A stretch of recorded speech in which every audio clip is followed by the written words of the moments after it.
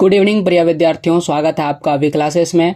और JAC board द्वारा जो है न्यू सिलेबस जारी कर दिया गया है, तो उसी में 12th का जो नया सिलेबस है जो 2022 और 23 के विद्यार्थियों के लिए बहुत ज़्यादा महत्वपूर्ण है, वह मैं आपको समझाने वाला हूं। और इसमें अभी मैं आपको समझाने वाला हूं हिंदी, और वह भी इलेक्टिव हिंदी। तो आइए देखते हैं हिंदी इलेक्टिव में हमें कौन कौन से चैप्टर पढ़ना है टर्म 1 में, और कौन कौन सा चैप्टर पढ़ना है हमें टर्म 2 में। और अगर कोई चैप्टर नहीं भी पढ़ना है तो वो भी मैं आपको बता दूंगा। मैंने बुक भी ओपन कर लिया है ताकि मैं आपको साथ ही साथ यह भी बताता चलूं कि कौन सा चैप्टर हमें जो है पढ़ना है टर्म 1 में, कौन सा चैप्टर नहीं पढ़ना है। यहाँ से शुरू हो रही है हिंदी इलेक्टिव का जो है हमारा सिलेबस। इसमें 2 टर्म हमें परीक्षा ली जाएगी, ये है टर्म 1, और इस और जो लिखा गया है वो है टर्म 2 का। तो आइए सबसे पहले टर्म 1 का देख लेते हैं कि हिंदी इलेक्टिव में हमें क्या पढ़ना है।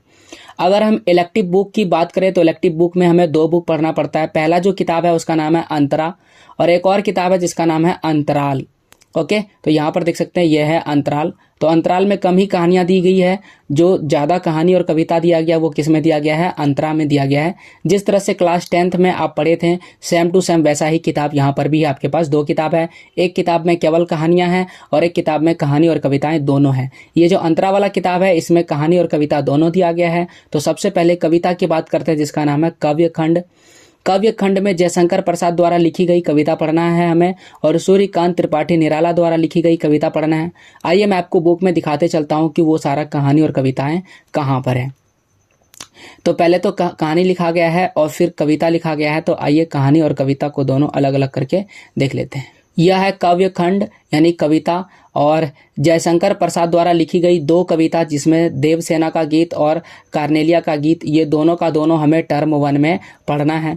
इसके बाद सूर्यकांत त्रिपाठी निराला द्वारा लिखी गई 2 जो कविताएं हैं, गीत गाने दो मुझे और सरोज स्मृति, ये दोनों का दोनों हमें पढ़ना है टर्म 1 में। इसके बाद देखिए सच्चिदानंद हीरानंद वत्सयन यानी अज्ञान के द्वारा लिखी गई जो कविता है, यहाँ पर देख सकते हैं सच्चिदानंद हीरानंद वत्स्यान, ये यहाँ पर लिखा गया कविता। यह दीप अकेला, और दूसरा है मैंने देखा एक बूंद, यह दोनों ही हमें टर्म 1 में पढ़ना है। इसके बाद देखिए केदारनाथ सिंह विष्णु खरे, इनकी भी कविताएं देख सकते हैं। ये केदारनाथ सिंह और विष्णु खरे, केदारनाथ सिंह द्वारा 2 कविता बनारस और दूसरा है दिशा, और विष्णु खरे द्वारा लिखा गया 2 कविता एक कम और सत्य, ये जो है चारों का चारों हमें टर्म 1 में पढ़ना है, दोनों के द्वारा लिखी गई कविताएं। फिर रघुवर सहाय द्वारा लिखा गया जो कविता यहाँ पर देख सकते हैं, यह भी हमें टर्म 1 में पढ़ना है। तो टिक लगाने के बाद हमें पता चला कि देखिए जो आधुनिक कविताएं जितनी भी है, ठीक है, ये है आधुनिक लेखक। तो आधुनिक लेखकों द्वारा लिखा गया जितना भी कविता है जिसे हम लोग टर्म 1 में पढ़ेंगे। इसके अलावा भी कविताएं खत्म नहीं हुआ, याद रखिएगा, कुछ कविताएं और भी है जो प्राचीन लेखकों द्वारा लिखा गया है। इस पर हो सकता है टर्म 1 में सवाल आएंगे। अब आइए हम लोग देखते हैं गद्य खंड यानी कहानी वाला जो पार्ट है उसमें देखते हैं। सबसे पहले अगर हम गद्य खंड की बात करें यानी कहानी वाला जो पार्ट है उसमें रामचंद्र शुक्ला द्वारा लिखा गया, यह रहा रामचंद्र शुक्ला द्वारा लिखा गया जो कहानी है वह है प्रेम घन की छाया स्मृति, यह हमें टर्म 1 में पढ़ना है। इसके बाद दूसरा है पंडित चंद्रधर शर्मा गुलेरी, इनके द्वारा जो लिखा गया पंडित चंद्रधर शर्मा गुलेरी सुमिरिनी के मन के, यह भी हमें टर्म 1 में पढ़ना है। इसके बाद ब्रजमोहन व्यास, इनके द्वारा जो लिखा गया है ब्रजमोहन व्यास द्वारा कच्चा चिट्ठा, यह भी हमें टर्म 1 में पढ़ना है।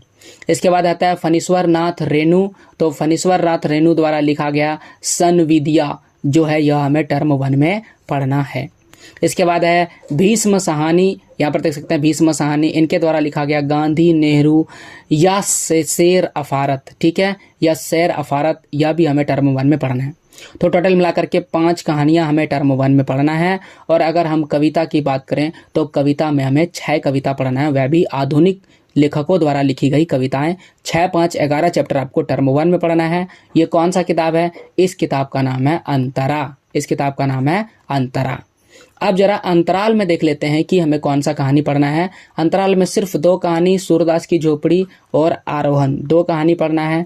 तो ये रहा सूरदास की झोपड़ी, आप देख सकते हैं, और ये रहा आरोहण। सूरदास की झोपड़ी लिखा गया है प्रेमचंद के द्वारा, प्रेमचंद, और आरोहण लिखा गया है संजीव जी के द्वारा।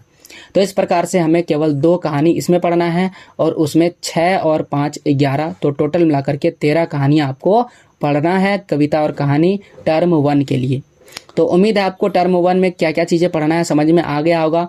अब आइए हम लोग टर्म 2 वाला चैप्टर जो है सिलेबस देख लेते हैं कि टर्म 2 में हमें क्या क्या चीज़ें पढ़ना है। ये रहा टर्म 2 का सिलेबस। तो सबसे पहले हम लोग शुरू करते हैं अंतरा से। यहाँ पर भी अंतरा लिखा हुआ है, देख सकते हैं। और काव्य खंड यानी कविता से तुलसीदास, मलिक मोहम्मद जयासी, आप देख सकते हैं यहाँ पर हमारा है काव्य खंड। और ये प्राचीन जितने भी लेखक है तुलसीदास, मलिक मोहम्मद जैसी, कलर चेंज कर लेते हैं ताकि आपको आसानी हो जाए समझने में। इनके अलावा देख सकते हैं विद्यापीठ और फिर केशवानंद घनानंद। तो यहाँ पर देख सकते हैं विद्यापीठ, केशवानंद घनानंद, इनके द्वारा रची गई सभी कविताएं, जैसे कि तुलसीदास द्वारा रचाया गया कविता है भारत राम का प्रेम, यह हमें टर्म 2 में पढ़ना है। और पद, यह भी हमें टर्म 2 में पढ़ना है। उसके बाद मलिक मोहम्मद जायसी जो है 12 मासा, यह भी हमें टर्म 2 में पढ़ना है। विद्यापति के द्वारा भी लिखा गया पद हमें टर्म 2 में पढ़ना है। केशवानंद रामचंद्र चंद्रिका, यह भी हमें टर्म 2 में पढ़ना है। और घनानंद में कवित और सवैया भी हमें टर्म 2 में पढ़ना है। तो ये सारी जितने भी प्राचीन कविताएं हैं यह हमें टर्म 2 में पढ़ना है। इसके बाद आइए हम लोग गद्य खंड में आ जाते हैं यानी कि कहानी वाला में। तो यह है असागर वजाहत। तो देख लेते हैं कहानी में। आइए, ये रहा असगर वजाहत, इनके द्वारा लिखा गया शेर पहचान चार हाथ साझा, यह हमें टर्म 2 में पढ़ना है।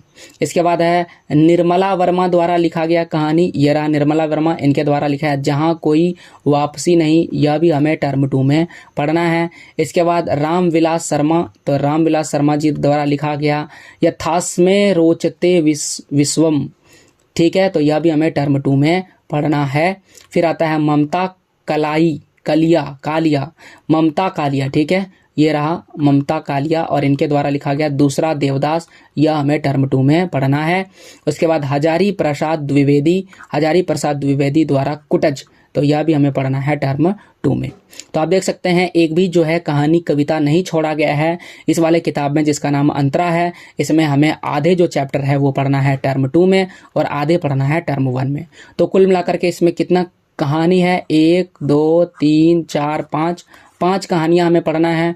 और कविता की अगर बात करें टर्म 2 में तो 1 2 3 4 5, तो 5 कविता और 5 कहानी पढ़ना है। टोटल हमें पढ़ना है 10। अब आइए दूसरा किताब जिसका नाम है अंतराल, इस वाले में देखते हैं हमें क्या पढ़ना है। तो अंतराल में भी आप देख सकते हैं मात्र 2 कहानी बचता है, बिस्कोहर की माटी और अपना मालवा खाऊ उजाड़ू सभ्यता। तो ये दोनों का दोनों हमें पढ़ लेना है।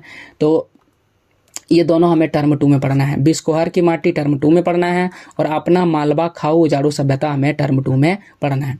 तो इस प्रकार से 2 यहाँ पर पढ़ना है और 10 तभी जुड़वाए थे, तो टोटल हो गया 12 कहानियाँ हमें पढ़ना है टर्म 2 में। और इसके पहले 13 पढ़ना था टर्म 1 में। तो आपको समझ में आ गया होगा कितना कहानी हमें पढ़ना है। कोई भी चैप्टर छोड़ा गया नहीं है, कुछ चैप्टर टर्म 1 में पूछा जाएगा और कुछ हमें टर्म 2 में पूछा जाएगा। तो यह था आपका सिलेबस। उम्मीद है आपको सिलेबस समझ में आया होगा। इस रिलेटेड क्वेश्चन आंसर हम अपने चैनल पर अपलोड करेंगे, तो प्लीज़ हमारे चैनल को सब्सक्राइब कीजिए, हमारा सपोर्ट कीजिए और वीडियो को लाइक कीजिए और अपने दोस्तों के साथ शेयर कीजिए। पूरा वीडियो देखने के लिए थैंक यू। और इस तरह हमारा सहयोग करने के लिए, जो है हमारा मनोबल बढ़ाने के लिए भी आपको बहुत बहुत धन्यवाद। मिलते हैं आपसे अगले वीडियो में, तब तक के लिए जय हिंद, जय भारत, वंदे मातरम।